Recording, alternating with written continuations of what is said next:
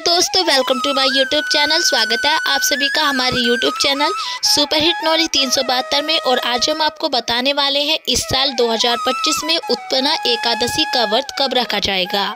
जी हाँ दोस्तों, आज हम आपको उत्पन्ना एकादशी व्रत की बिल्कुल सही तिथि और पूजा विधि बताएंगे और इसके साथ ही इस व्रत का महत्व भी बताएंगे कि इस व्रत को करने से क्या लाभ प्राप्त होता है।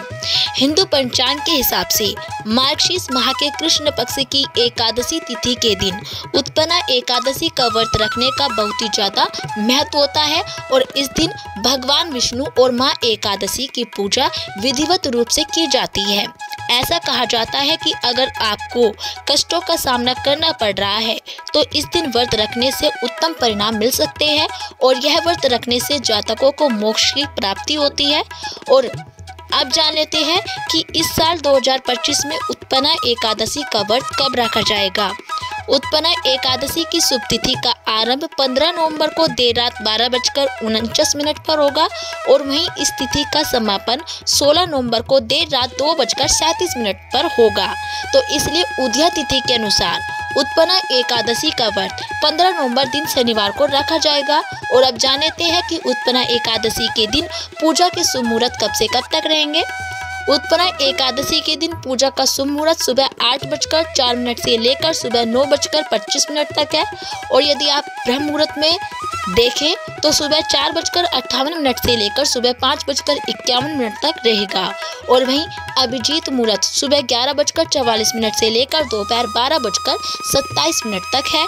और अब जान लेते हैं कि उत्पन्ना एकादशी व्रत का महत्व क्या होता है।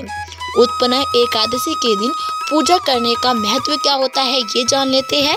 पौराणिक कथाओं के अनुसार इस दिन भगवान विष्णु के शरीर से देवी एकादशी का जन्म हुआ था और उन्होंने भगवान विष्णु को योग निद्रा में देखकर उन पर हमला करने आए मुर नामक दैत्य का वध किया था। और इसे सभी 24 एकादशियों का आरंभ बिंदु माना जाता है। जो व्यक्ति वर्ष भर एकादशी व्रत करना चाहता है वह व्रत की शुरुआत इसी एकादशी से कर सकता है।